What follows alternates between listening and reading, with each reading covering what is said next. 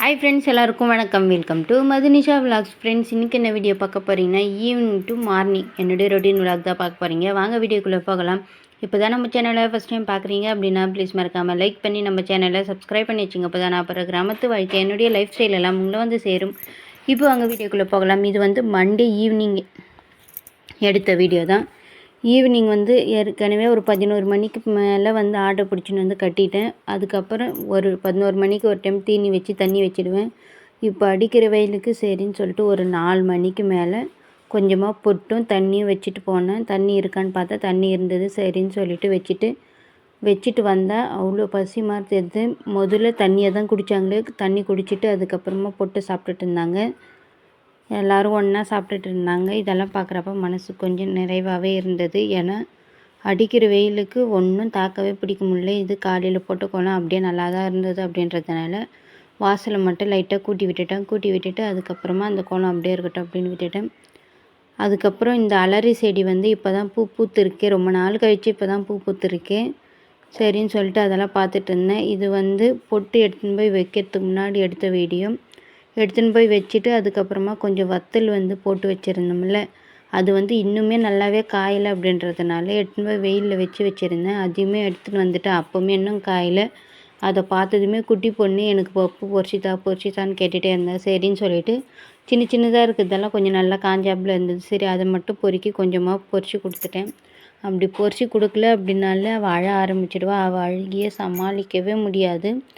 அரை மணி நேரம்னாலும் நிற்காமல் அழுதுட்டு அதுக்கப்புறம் அப்படியே தூங்கிடுவா. சரின்னு சொல்லிவிட்டு அவளுக்கு அதை பொரிச்சு கொடுத்துடலான்னு சொல்லிட்டு அதை தான் பொரிச்சு கொடுத்துட்டு இருந்தேன். கொஞ்ச நேரம் அந்த வாய் கம்முன்னே இருக்க மாட்டேங்குது. எதனா ஒன்று பேசிக்கிட்டே தான் இருப்பாள். அவள் கூட இருக்கிறது எனக்கு ஒரு சில டைமில் ஜாலியாக இருக்கும். நம்மளுக்கு தலைவலியில் உடம்பு டயர்டாக இருக்குது அப்படின்ற டைமில் அவள் பேசுகிறப்போ கொஞ்சம் டென்ஷன் ஆகிடுவேன். ஒரு அடி போட்டுருவேன். சரின்னு சொல்லிவிட்டு அழகாக அதையுமே பொரிச்சு கொடுத்துட்டேன். அதெல்லாம் பொரிச்சு கொடுத்துட்டு வீடு எல்லாமே கூட்டி விட்டுட்டேன். மதியம் செஞ்ச சாப்பாடே இருந்தது. சரின்னு சொல்லிவிட்டு அந்த சாப்பாடே நைட்டுக்கும் வச்சுக்கலாம் அப்படின்னு சொல்லிட்டு இந்த பப்பு மட்டும் இவளுக்கு பொரிச்சு கொடுத்துடலாம் வத்தல் அப்படின்னு சொல்லிட்டு அதை தான் பொரிச்சு கொடுத்துருந்தேன். நல்லாவே பொரிஞ்சிருந்துச்சி. சரியான காட்டு வருது. எண்ணெய் நல்லா காஞ்சி பெருக்கு போட்டதுனால ஒரே இரும்புலாகி போச்சு. கிச்சன் ஃபுல்லாக புகை மூட்டமாகி போச்சு. ஹாலெல்லாம் புகை மூட்டமாகி போச்சு. சரின்னு சொல்லிட்டு அதுக்கப்புறம் சிம்மில் வச்சு கொஞ்சமாக அவளுக்கு மட்டும் பொரிச்சு கொடுத்துட்டேன். பொரிச்சு கொடுத்துட்டு கொஞ்சோண்டு பாத்திரமெல்லாம் இருந்தது. சரி, அதெல்லாமே விலைக்கு முடிச்சிடலான்னு சொல்லிட்டு ஃபஸ்ட்டு அவளுக்கு பொரிச்சு கொடுத்துடலான்னு சொல்லிட்டு அதை தான் பொரிச்சிட்டு இருந்தேன். அவள் பொரிக்கிற வரைக்கும் அவள் கம்முன்னே இருக்க மாட்டேன்றா. இந்த தட்டில் போடு, அதில் போடு, இதில் போடுன்னு கொஞ்சம் நேரம் கம்முன்னு இருக்க மாட்டேன்றா. சரின்னு சொல்லிட்டு அவள் எடுத்து கொடுத்த தட்டிலே போட்டுட்டேன். அவளுக்கு சொல்கிறது தான் நடக்குதே கடைசியில். சரின்னு சொல்லிட்டு அதெல்லாம் எடுத்து பொரிச்சு கொடுத்துட்டேன். இன்னுமே கொஞ்சம் நல்லா காயணும் வெயிலுக்கு. நம்ம சின்னதாக போட்டிருந்தா 2 நாள் 3 நாள் காஞ்சிட்ருக்கோம். அதுவும் இல்லாமல் ஒரு 2 நாளாக வந்து அங்கேயும் இங்கேயும் தெரிஞ்சதுனால அது வெயிலே வைக்கல. அப்படின்றதுனால கொஞ்சம் நசுக்குன்னு இருந்தது. சரின்னு சொல்லிவிட்டு இன்னும் ஒரு நாள் வெயிலில் போட்டால் சரியாக போயிடும் அப்படின்றதுனால எடுத்து வச்சுருக்கேன். சரின்னு சொல்லிட்டு கொஞ்சமாக அவளுக்கு மட்டும் பொரிச்சு கொடுத்துட்டு அதுக்கப்புறமா தான் மற்ற வேலை எது வந்தாலும் பார்க்க முடியும். ஏன்னா அவள் அடம் பிடிச்சிட்டு தான் அப்படின்றதுனால அதெல்லாம் பொரிச்சு கொடுத்துட்டு பாத்திரமெல்லாம் கொஞ்சம் இருந்தது. சரி, அதெல்லாமே விளக்கிடலாம் அப்படின்னு சொல்லிட்டு விளக்கிட்டு இருந்தேன். ஒரு சில டைமில் கம்முந்தான் நம்ம ஏம்மா அப்படி பண்ணுகிற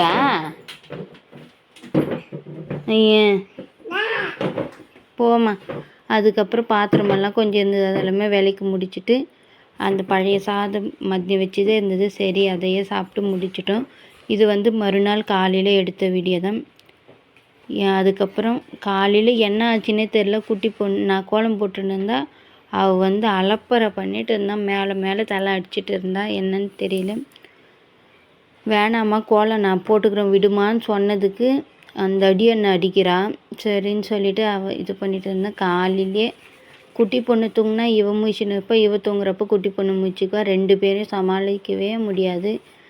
அந்த மண் கோலம் மாவெல்லாம் எடுத்து தலையில் தேய்ச்சிட்டு இருந்தா. அது ஒரு மாதிரி ஜாலியாக இருந்தாலும் அந்த டைமுக்கு செம்ம டென்ஷன் ஆகி போச்சு. போமான்னு கத்தி விட்டுட்டேன். அத்தை வந்து வாமா நீ அப்படின்னு சொல்லிட்டு அவங்க கொஞ்சம் நேரம் கழித்து கூட்டிகிட்டு போயிட்டாங்க. நம்ம ஒரு அடி வச்சு அவள் 4 அடி அடிப்பா. சரின்னு சொல்லிட்டு உனக்கு தான் காமிக்கிறேன். சரின்னு சொல்லிட்டு அவளை சமாதானப்படுத்தி அத்தை கூட்டின்னு போயிட்டாங்க. குட்டி பாப்பாவுமே இன்றைக்கி எழுந்துட்டு இருந்தான்றதுனால 2 பேரும் வச்சுக்கின்னு சமாளிக்கவே முடியல. என்னை வச்சு தள்ளிட்டு போயிட்டா. அதுக்கப்புறம் போம்மா அப்படிக்கான்னு சொன்னது கொஞ்ச நேரம் விளையாடிட்டு போயிட்டேன். ஒரு சில டைமில் ஜாலியாக தான் இப்போ பார்க்கறதுக்கு அது ஜாலியாக இருக்குது. அப்போது செம்ம டென்ஷன் ஆகிட்டேன் நான். சரின்னு சொல்லிட்டு ஏற்கனவே அந்த தலை முடியெல்லாம் மொத்தம் துண்டு முடிங்களாக இருக்கிறதால மொத்தம் வந்துடுது. அதில் இப்போ வேறு இது பண்ணிகிட்டு இருந்தா சரின்னு சொல்லிட்டு கோலம் சிம்பிளாக தான் போட்டுருந்தேனே. அழகாக போடலான்னு நினைக்கிறேன். அன்றைக்கி தான் வந்து அலப்பறை பண்ணி கிளப்பி விட்ருவா. உக்காஞ்சி பார். சரின்னு சொல்லிட்டு அந்த கோலமெல்லாம் போட்டு முடிச்சுட்டு அதுக்கப்புறம் இன்றைக்கி செவ்வாய்க்கிழமை அப்படின்றதுனால சாமியெல்லாம் கும்பிடலாம் அப்படின்னு சொல்லிட்டு நீ என்னத்துக்கு பேசுகிற? நீ சைலண்ட் ஆயிரு. நான் பேசினேன் அப்படியே அவங்களும் பேசணும். சரி சரின்னு சொல்லிட்டு செவ்வாய்க்கிழமை அப்படின்னால கொஞ்சம் இந்த மாதிரி ரங்கோலி மாதிரி போட்டிருந்தேன். எனக்கு இதை விட இந்த கம்பி கோலம் தான் ரொம்பவுமே பிடிக்கும். ஆனால் எனக்கு அந்த அளவுக்கு போடவே வராது. கம்பி கோலம் நல்லா பெருசாக சுற்றி சிக்குவாங்க. அந்த மாதிரி எனக்கு வரவே வராது. அது கொஞ்சம் சின்ன வருத்தமாக தான் இருக்குது. போடுவேன், ஆனால் பார்த்து பொறுமையாக நிதானமாக உட்காந்து போட்டுட்டோம்னா காலையில் டைமில் அறக்க பறக்க வேலை செய்யறதுனால போட முடியறதில்ல. ஏன்னா அத்தை 9 மணி அதுக்கு முன்னாடியெல்லாம் சாப்பாடெல்லாம் எடுத்துகிட்டு போகாமல் இருந்தாங்க. இப்போ சாப்பாடு எடுத்துகிட்டு போகிறாங்க, வேறு இடத்துக்கு மாற்றிட்டாங்க அப்படின்றதுனால காலையில் மதியத்துக்கு சாப்பாடு எடுத்துகிட்டு போகிறாங்க.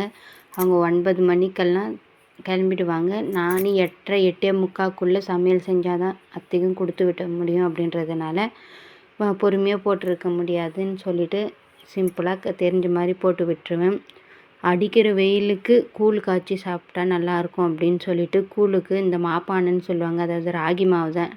அது நல்லா கையை போட்டு கலக்கி வச்சாதான் நல்லா புளிச்சு வரும். மாவு நல்லா புளிச்சு வந்தால் தான் கூழுமே சூப்பராக இருக்கும். அப்படி இல்லைன்னா ஒரு மாதிரி மண் மாதிரி இருக்கும். அப்படின்றதுனால அதை நல்லா கரைச்சி வச்சுட்டேன். இது இன்றைக்கி காலையில் கரைக்கிறேன்னா நாளைக்கு காலையில் தான் கூழ் செய்ய முடியும். இல்லை நைட்டு கரைக்கிறோன்னா மறுநாள் நைட்டில் தான் சமையல் செய்கிற மாதிரி இருக்கும். அப்படின்றதுனால அதை கரைச்சி ஒரு ஓரமாக வச்சுட்டேன்.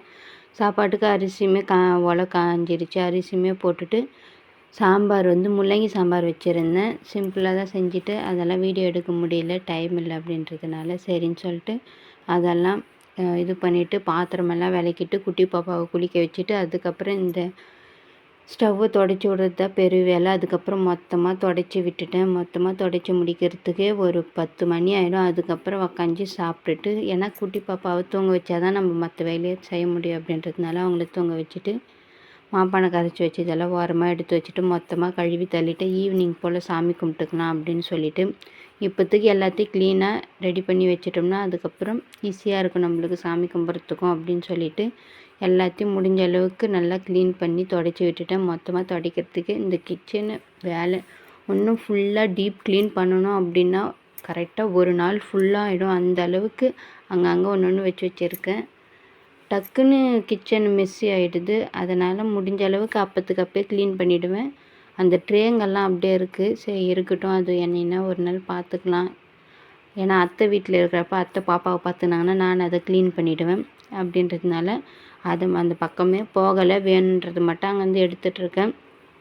ஆனால் இந்த பாத்திரம் சிங்க் ஏரியா இதெல்லாம் மட்டும் சுத்தமாக வச்சுப்பேன். ஏன்னா நிறைய அந்த சின்ன சின்ன மாதிரி கொசு மாதிரி மிக்கும். அது வந்தாலே எனக்கு சுத்தமாக பிடிக்கவே பிடிக்காது. அதனாலேயே முக்கால்வாசி க்ளீனாக வச்சுப்பேன். ஈர துணி இருந்தால் எடுத்துன்னு போய் வெளியே நல்லா காய வச்சுட்டுவேன். அதுக்கப்புறம் தான் எடுத்துன்னு வந்து வைப்பேனே. ஏன்னா அந்த சின்ன சின்ன வருது, அது ஒரு மாதிரி சவுண்டுமே ஒரு சில டைமில் கொடுக்கும். அப்படின்றதுனால அந்த சவுண்டு எனக்கு பிடிக்காது. அப்படின்றதுனாலே முடிஞ்ச அளவுக்கு க்ளீனாக வச்சுக்குவேன். அவ்வளோதான். இதுதான் என்னுடைய மார்னிங் ரொட்டீன். அதுக்கப்புறம் சாப்பிட்டுட்டு குட்டி பாப்பாங்க கூட கொஞ்ச நேரம் விளையாடிட்டு அப்படியே ஈவினிங் வந்துடும். இந்த மாதிரி தான் டேவே போகுது. இந்த அழகான என்னுடைய கிராமத்து காலை வேலை பிடிச்சிருந்தா லைக் பண்ணுங்கள். நம்ம சேனலை சப்ஸ்கிரைப் பண்ணாமல் பார்த்துட்டு இருந்தீங்கன்னா ப்ளீஸ் சப்போர்ட் பண்ணி நம்ம சேனலை சப்ஸ்கிரைப் பண்ணி